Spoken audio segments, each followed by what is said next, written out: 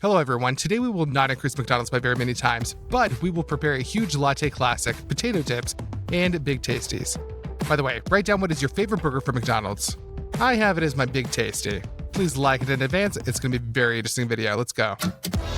Without the beautiful packaging, McDonald's is not McDonald's, so let's repeat the packaging, but on a huge scale. To do this, we will use this kind of corrugated cardboard. We unfold the original packaging, measure the dimensions of the boxes, multiply them, and transfer these dimensions to cardboard.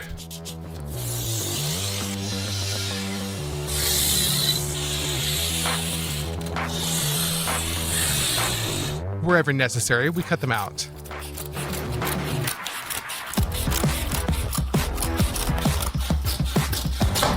And we bend the cardboard exactly according to the marked places.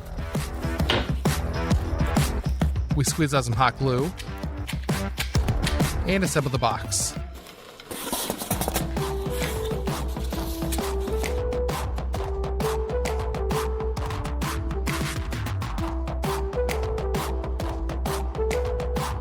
Now our Big Tasty box is ready. We also make a box for the fries.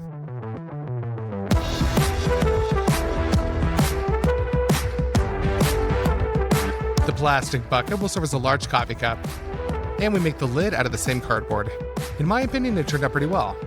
We arm ourselves with paints, and first of all, we paint a plastic bucket with it from a spray can in yellow. And we cover our cardboard products with acrylic paints.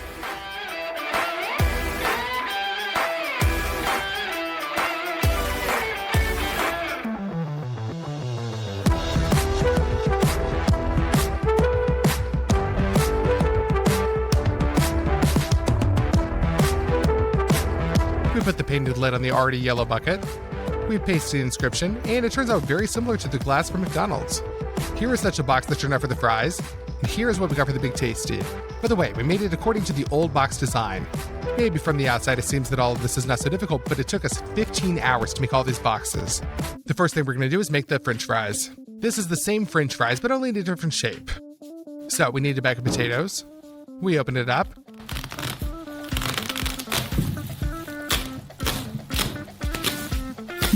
And begin to clean it.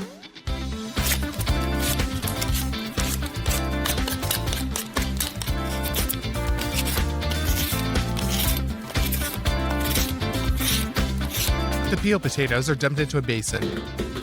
And the same thing a few more times. Now we're left with a full basin of peeled potatoes, but it's dirty. Therefore, we pour them into the sink and fill it with water. We wash the dirt off of each potato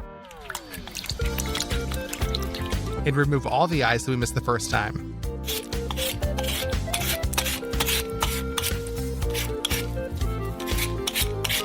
We put the perfectly peeled potatoes in a saucepan and fill that with water so that it completely covers the potatoes. Now we put that onto 2 burners. Our potatoes need to be boiled, but apparently we chose the wrong variety. For the potatoes to get soft, they were cooked for 7 hours. So we drain the excess water. And with the help of a potato masher, we knead the potatoes.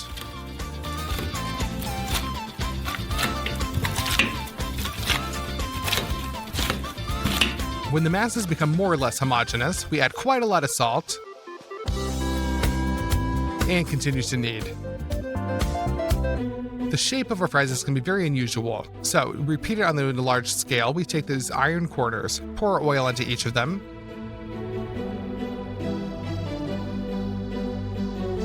and smear that all around with a brush. And now we take our mashed potatoes and put them into the molds.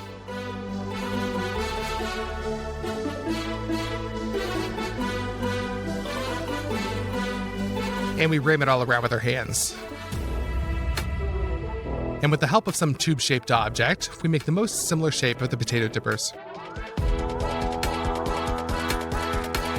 And we throw those into the freezer for a whole day.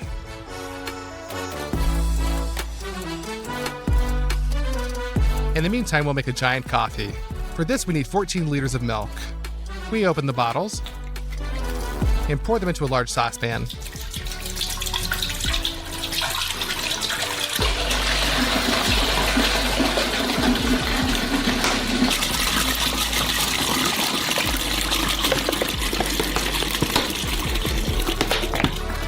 We put that onto the stove.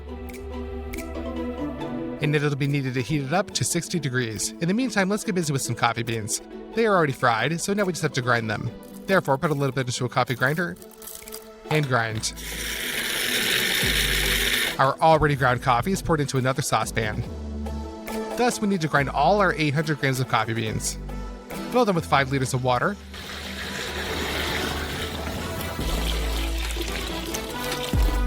Mix.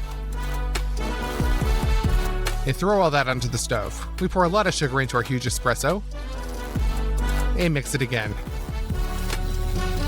The milk is already hot. Therefore, we scoop it and pour it into a blender. Close and beat the hot milk really well. After this procedure, the milk will turn into a foam. We send the foam into a large glass. And so we pass all the hot milk through the blender the same way.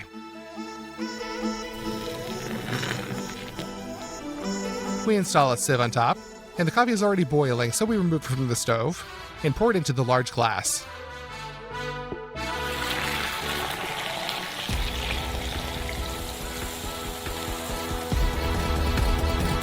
That's our giant latte that's ready. Very similar to what they sell at McDonald's. Now let's make a giant Big Tasty. It consists of the Big Tasty sauce, tomatoes, lettuce, onions, cutlets, cheese, and of course buns. We'll start with them. Pour some water into a bowl. Add some dry yeast, salt, sugar, oil, and of course flour. We knead all this together and also add the flour until the dough stops sticking to your hands. We put this onto a baking tray. We bake 1 egg into a bowl and pour in a little milk. Mix that up. And when the dough is risen, we lubricate it with this mixture. Now we sprinkle some sesame seeds on top and into the oven at 200 degrees. Looking ahead, I will say that this test was not enough. We made a double portion and baked a bun like this from it. We released it from the foil and cut it in half.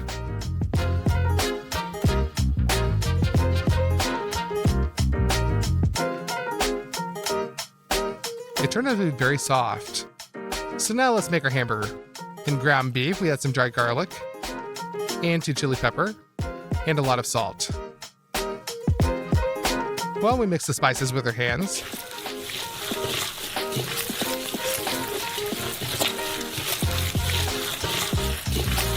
But there is very little fat in this minced meat, and the cutlet will be 100% dry. A piece of lard will help fix all of this. We cut off the unnecessary skin and cut the frozen fat into plates.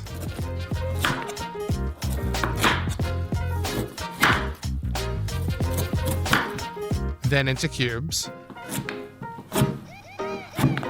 And chop it up.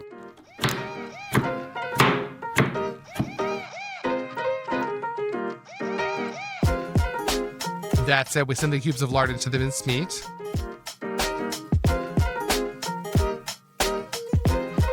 And mix it again.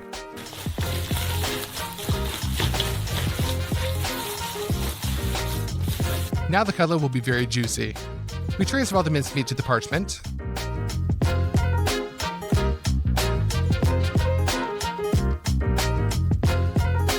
Done. Now we're going to grill it, so therefore we kindle it.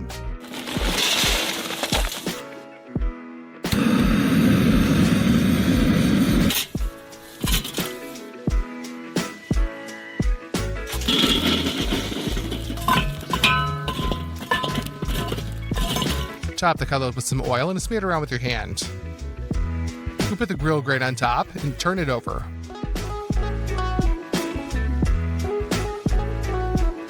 We send the cutlet on to fry. To extinguish the fire, cover it with a lid and later fry without it. We pick up the cutlet with a spatula and turn it over. On this side, fry for another 10 minutes. And it's all ready. Now let's go to the cheese. We will use some emmental for the taste and mozzarella so that it melts well. Cut the cheese into smaller pieces.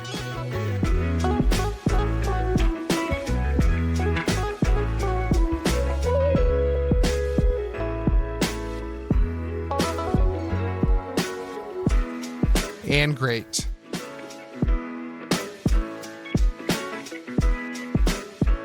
All the cheese is then thoroughly mixed together. Divide into half and pour into 2 pots.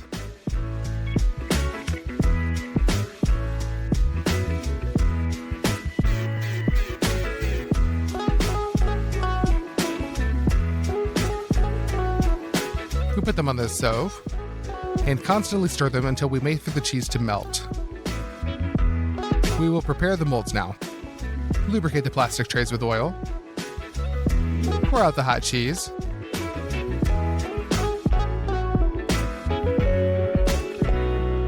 And distribute it according to the shape.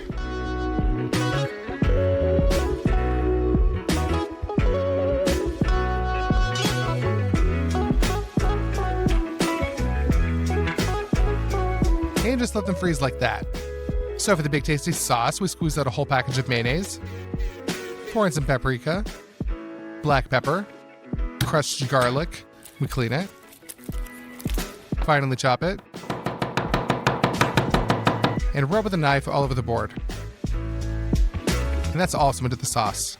American mustard. Cut a lemon and squeeze the juice out of it. Barbecue sauce is a must. But that's not it. The most important thing left is a little liquid smoke. Stir for the last time and the big tasty sauce is ready. Tomatoes, iceberg lettuce, and onions are all needed from the vegetables. First, peel the onion. And cut it into half rings.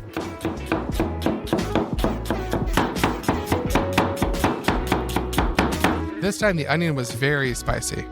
Got the tomatoes.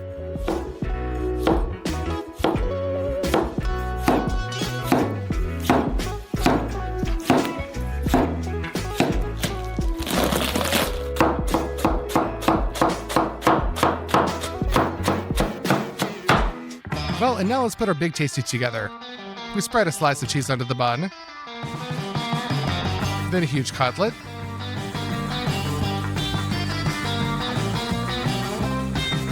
Another slice of cheese.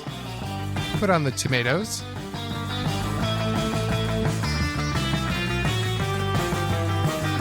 Onion.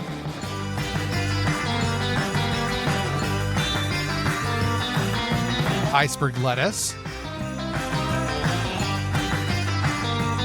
Pour all the sauce out on top.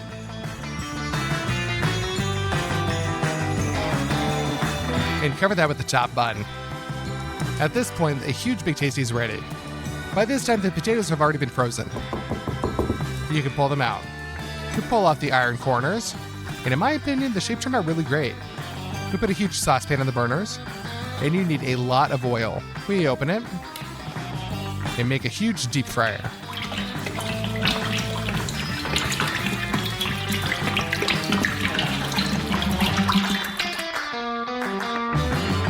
We lower our potato dippers into the hot oil.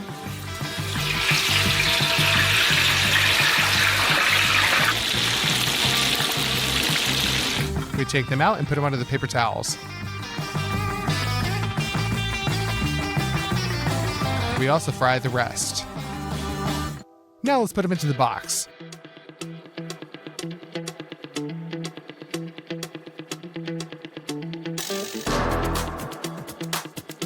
There we go, we've prepared our giant McDonald's menu. All this took 3 days of work. And in my opinion, it turned out pretty similar to the original. So let's try it all. Our potato dippers. Our dippers have a crust that is not as crispy as in the original. But let's try the coffee.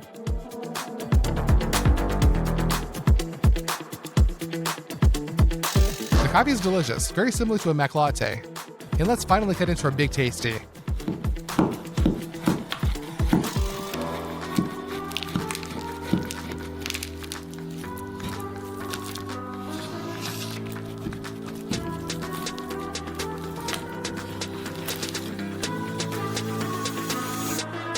Hey there, everybody. Surely everyone knows what a Kinder Milk Slice is, right?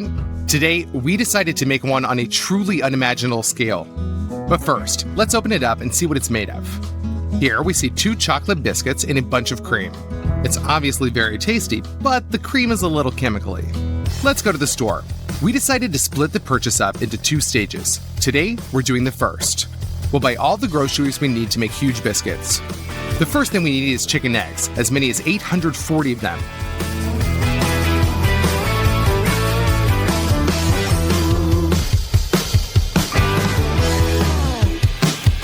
The next thing we'll need is sugar. This will take up to 30 kilograms. 11 kilograms of cocoa powder. 2 kilograms of baking powder. 25 kilograms of flour. 13 liters of oil.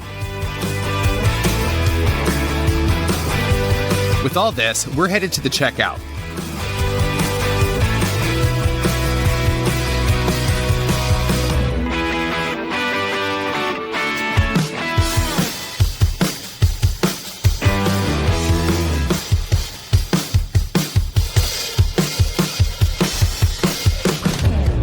First purchase cost us $245. Now we'll cook the biscuits in our huge oven. But we need to preheat it so it has time to warm up. Now we open up the boxes of eggs.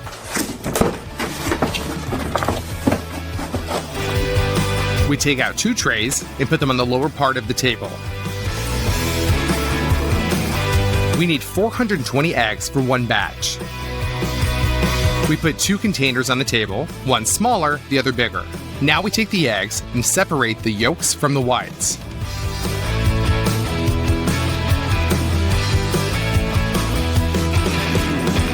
It took us about 1.5 hours to separate all the eggs. Done. We set the egg whites aside for now. We take the sugar, open it, and pour 15 kilograms into the yolks.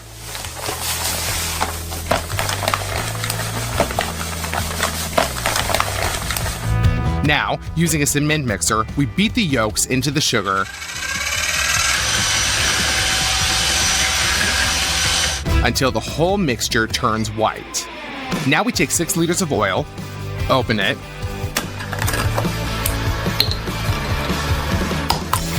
and fill her up.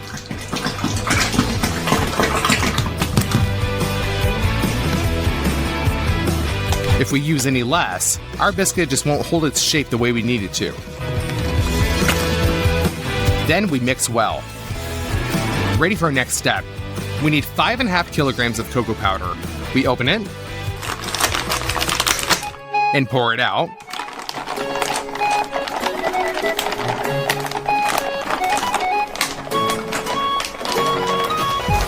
And now we mix. It takes another 20 minutes or so to mix it all up, and we're left with a very thick dough. Now, we need to carefully pour in 6.5 liters of boiling water. We'll mix this in so that the dough thins out a bit. Done. Now we need flour. We'll start by pouring in the first 5.5 kilograms. And mix it up. Then we'll add another 7.5 kilograms.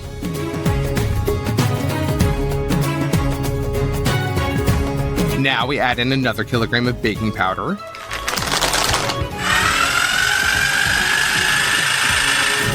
And we get a nice, even dough. Our pot is filled to the brim, so we'll take a big wash basin and move our dough into it. Now let's take our egg whites and pour some of them into another saucepan.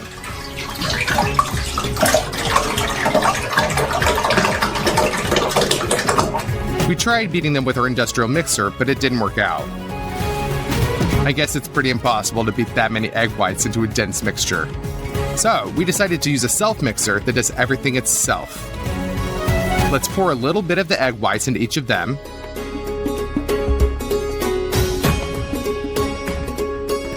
And turn it on.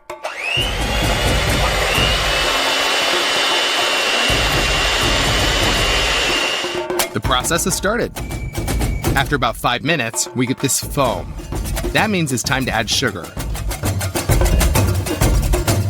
We'll mix this for another 2 minutes, and then we can move these whipped egg whites into the chocolate dough.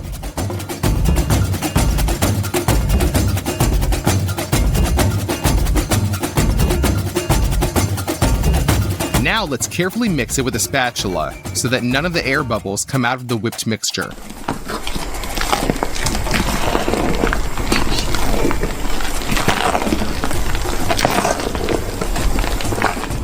We're going to load in our next portion of egg whites. Move it back to the bowl and mix. As a result, you're going to have a really lush dough. With the second half already in the basin, we do the same thing. Now our biscuit dough is ready. But what do we bake it in? We got help from a friend in a workshop. They drafted up a drawing on a computer, which sends the blueprint to a huge machine that uses a laser to cut out the desired piece of sheet metal. We take our piece of metal from the machine and cut out the places for bends with a grinder.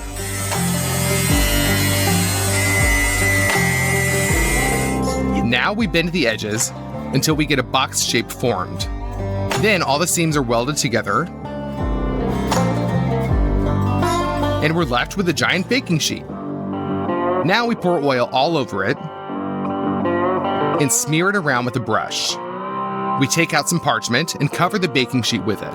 Thanks to the oil, our parchment will stick well to the sheet. So we cover the whole thing. Done. Now we pour out dough onto it and level it out.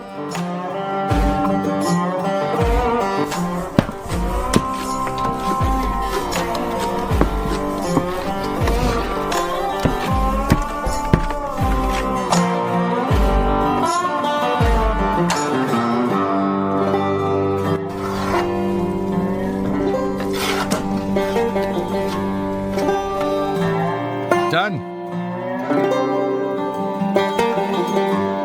We transfer the baking sheet into the oven and push it in. We'll bake this for 4 hours at 180 degrees. Then we turn off the oven and leave the biscuit in there until morning, so it has time to set and thicken. The next morning, we take it out. It's risen a little and completely baked. Now we need to make sure the tender part of the biscuit is at the top. We figured out the best way to do it is by applying plywood to the top and 2 planks to the sides. We'll fix these together tightly with clamps.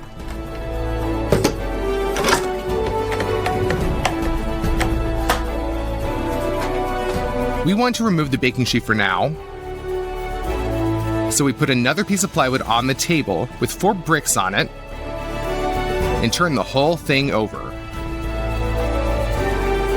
We remove the clamps and gently lift off the baking sheet.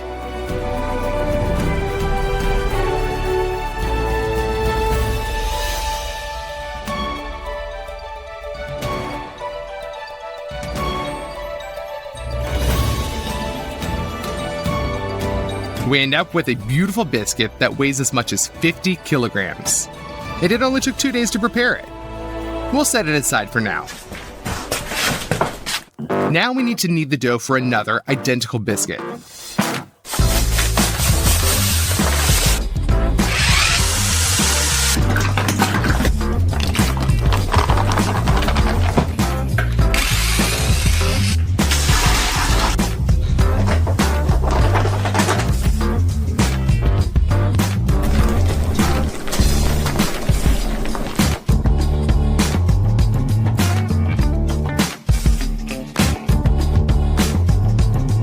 Load it all into the oven, close the doors,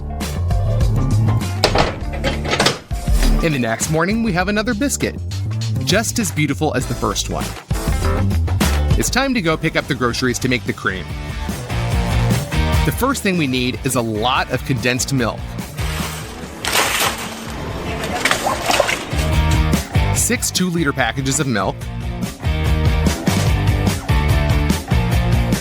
an unrealistic amount of Amish cheese, 80 kilograms.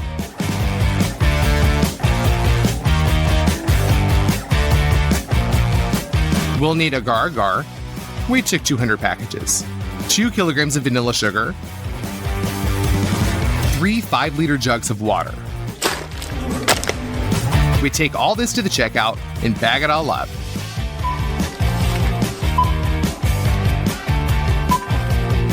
Our second check came out to $506. We put the Amish cheese that we bought onto the table and opened them up.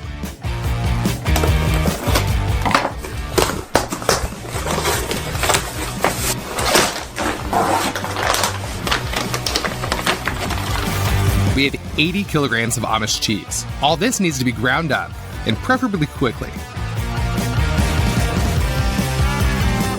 We remove the front plate from the mixer and attach the meat grinder to it and the saucer on top. We open another plate and attach the blender. We take a package of cheese, open it, and pour part of it into the blender and the other part into the meat grinder. We close the blender and put a saucepan below the grinder and turn on the mixer. While we are pushing the cheese through the meat grinder, the blender is taking care of everything on its own. The only help it needs is to periodically move out the cheese curds. We ground it all using 6 hands until the cheese runs out.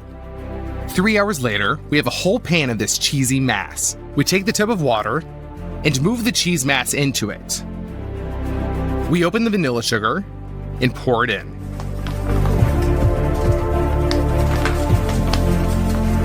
Now we just need the condensed milk. We open a bottle and pour the whole thing into the mixture. We made sure to buy extra, so there's a lot left. Now we use the industrial mixer to mix the cheese with the milk. We're left with a creamy mass. We take 3 jugs with water in a saucepan. Open the water and pour it out. Now we take agar-agar, open it, and pour all 200 packets into the water.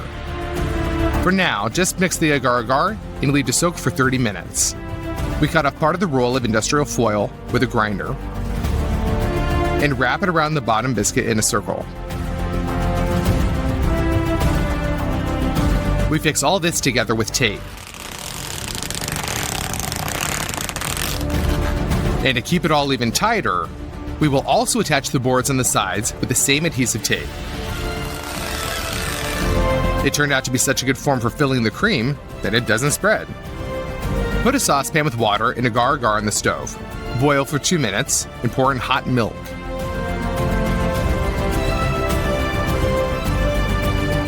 Mix well. This liquid will make the cheesy mass harden, and that way it won't be crushed under the weight of the second biscuit. Pour half into one basin and mix well. Now the second half.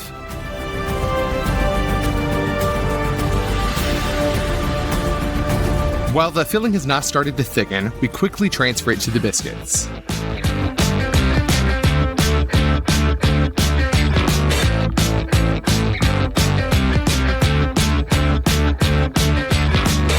Level the filling and leave it to cool overnight.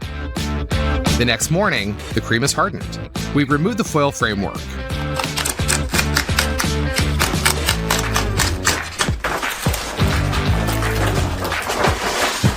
We had a very tall layer of cream turn out.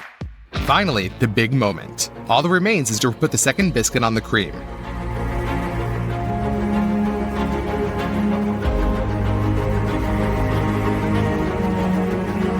Done. We finally made a Kinder Milk slice. All it took was 6 days.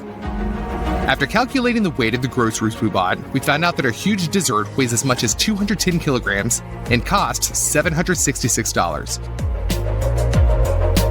Let's cut off a piece.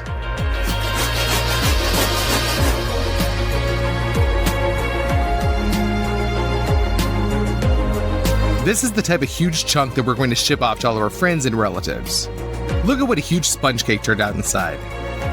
I put the cream on a piece of sponge cake, covered it with a second one,